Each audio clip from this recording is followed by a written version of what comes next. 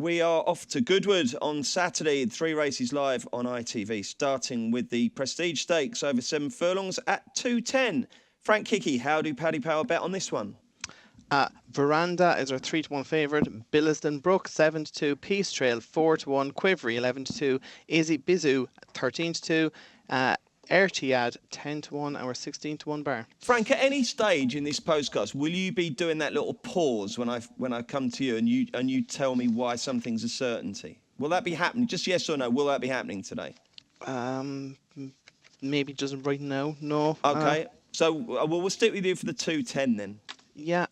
This one is strange because I think German Seed has a horse in this called Quivery, and it was very well fancied on debut at Doncaster, and it didn't let supporters down. And then it went to Newmarket, and while on the face of it, it wasn't very impressive for an 8-11 favourite. She was given away £7 that day in the penalty, and she's Group 1 entered. I'd say this is very good. When looking at the stats then for this race too, and it's 2008 was the last time a horse had come in off the back of 1 run winning a maiden, and you've the likes of Veranda, Peace Trail, are coming in with that kind of profile, while Billiston Brook, of course, was incredible in that nursery at Goodwood. But this is a fair step up in class, and I have a feeling this Quivery could be very, very good, and we haven't seen the best for yet. And I think 11-2 is too big, and you could back it each way even at that price if you want. Kills, what's your view on that? Okay, right, Quivery for Frank. What about you, Kills? Yeah, I love Billiston Brook. Obviously, back to Goodwood, back to the time before at Sandown. Now, last time was just ridiculous. I mean, she got no sort of run whatsoever, and I was hoping that she would be left for a late run, but not as late as it was, because she had about 8 lengths to find in the final furlong, and as soon as she got in the clear, she absolutely flew. Now, I think she showed that sort of speed at Sandown as well, but she went too soon, but she was beaten in a photo. That was in listed level. And she was only beaten a neck by the winner to Janus, who came out and won the Sweet Solera the other day, which is a Group 3. So I don't think she's actually got that much to find at all. In fact, with any of these, in fact, a lot of them are lightly raced, and I think that she's a bit street smart. And if she gets a run, I think she's got a real good change of pace. Now, obviously, we don't know about the ones that have only run once. Veranda is a half sister of Spacious, for instance, and has got Group 1 entries and could be anything. Trained by John Gosden, an obvious favourite. But I think Billiston Brook is very professional, and if she gets a clear run, I think she'll win. James, what do you think? Well, yeah, Billiston Brook's got obvious claims. I mean, that was so impressive what she did at Goodwood. But we are talking about a lot of very unexposed horses here, and Veranda was extremely impressive on debut at Kempton. I mean, she really left those horses behind. Astonishing run, wasn't it? Yeah, very, very impressive. I think the second horse has entered in the group race herself. So John Gosden putting her in this sort of grade, stepping up immediately from that, I think you've got to take notes. I'd side with her over Billiston Brook. So you just, on the basis that there's so much potential there, you just may as well the Nasida filly as well, you've got to take her into account. It's Quivery. Should be an interesting race, shouldn't it? Yeah. 2:45 is interesting. It's the Goodwood Revival Handicap. Paddy Power's betting is as follows. Just give me 1 second. What's happened, Frank? Ultimate Avenue is 6-1. Johnny Barnes 7-1. Midjack 9-1. Raucous 10-1 along with Mukalal. Sutter County is 12-1. Swift Approval, Bertie Whittle, Truth or Dare, Susie's Connoisseur 14-1, and we're 16-1 bar. James is thinking to himself, what have I let myself in for? There's Frank pausing, Kills his dog barking, the Sainsbury's man turning up. Honestly, it's quite professional here sometimes. Yeah. Right, go on then, Frank. You lead on. I'm going to take one at a massive price here, called Shady McCoy. Sorry, I'm losing my train of thought. Now, he's not got a great draw on 16. It's actually quite a poor draw, but his Goodwood form is it's actually quite strong. He's won here twice. He's been 4th here earlier in the season, beating a couple of lengths in a strong handicap off a £2 higher mark, and he was 6th in this race last year off a higher mark. Again, he had a similarly unfavourable draw, but I think if he can get in a half decent position, he is well handicapped.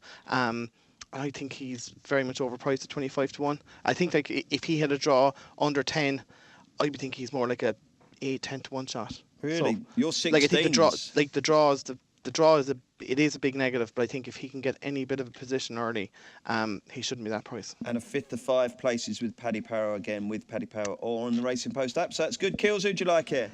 Yeah, I yeah, horse I really like his favourite. It's Ultimate Avenue.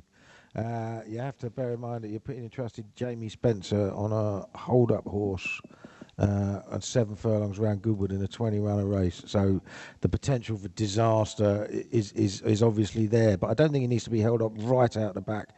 And I think he's at least £10 ahead of his mark. He was quite well regarded last year. He ran in a group race in the autumn, didn't run that badly.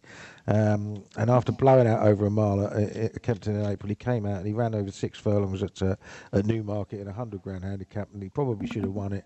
If he'd have got a clearer run, he would have done. He's up £3 for that. That was in the first time tongue tie. He wants the extra furlong without a shadow of a doubt.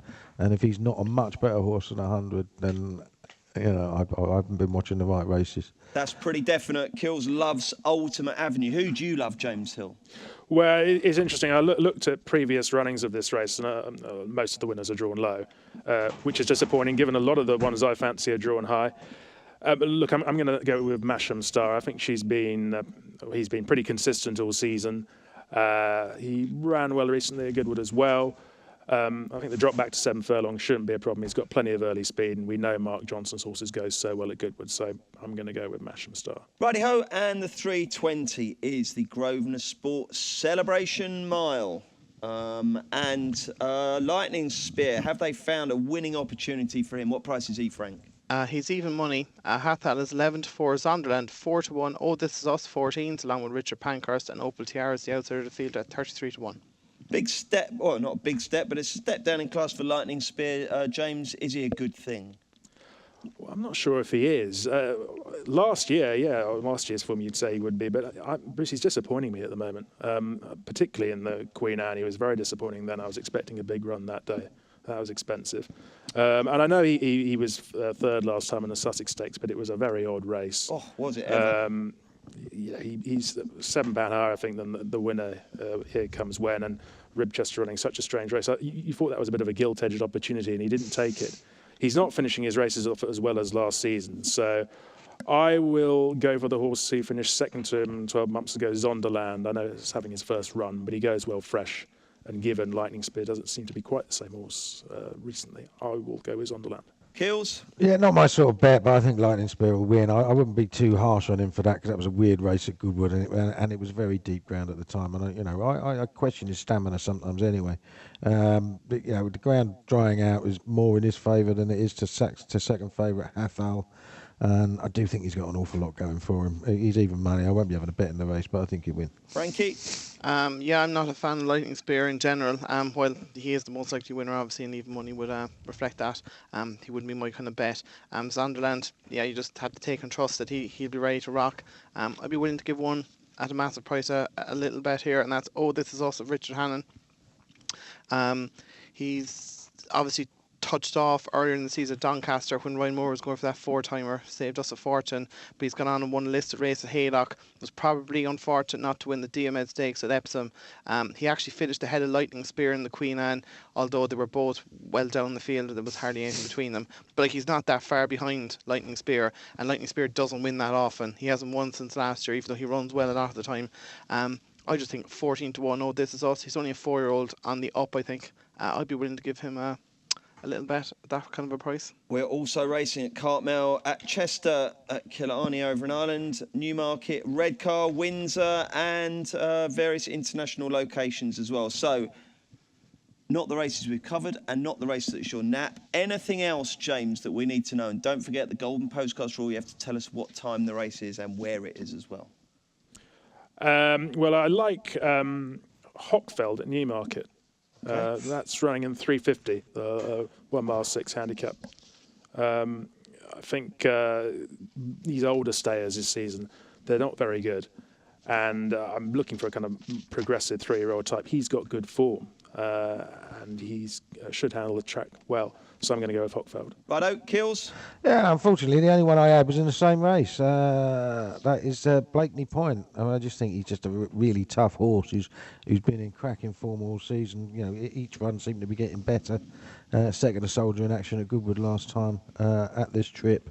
I think he's got to be there or thereabouts. Okay, and over to Frank Hickey for his roundup. How many horses is it, Frank? Four. Go on then. So 355 Goodwood, Count Octave. He was taken out of the Vulture during the week. Of course, he was second in the Queen's Phase, only beaten a neck by Stradivarius, who's gone on and won the Goodwood Cup. He's an absolute certainty for that 355. There you go. There is a certainty. Oh, he is a certainty. I think he'll go on and he's a Ledger horse, I'd say. I can see him running well in the Ledger. In Killarney, the 345, Rathvinden, who of course finished second in the Neptune all those years ago to Faugheen. He's come back from a layoff. Needed his first run, he was second, but he's won 2 chases. The last time at Galway, to my mind, he was wildly impressive. It looks like he retains all his ability. They even mentioned the Drinmore after that Galway win. He'll take all the beating that 345 in Killarney. In Newmarket, a newcomer, so I'm taking a bit of a chance, but Betty F is a Frankel filly trained by Jeremy Nacida.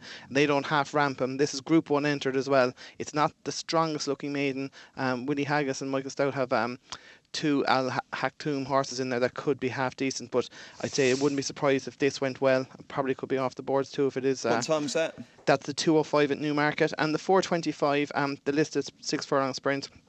Polybius won this 2 years ago. He's come back this year.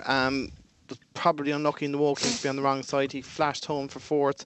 And then last time over 5 furlongs last again, he was second to Danzino. While on the figures, it looks like he's a bit defined. The step up to 6 will suit. He'll probably be a good each way price, and I can see him running very, very well. Thank you very much. Let's get the naps. This will not be beaten.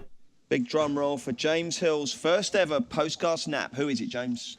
It's got to be Nikita, the Ebor, my favourite flat race. So I'm very much hoping that's going to run. Nikita in the 335 at York. Good luck, Keels.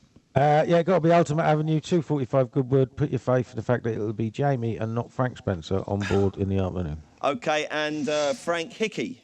The 155 York, Mustache should be favourite. I'd say he will be favourite. He will win.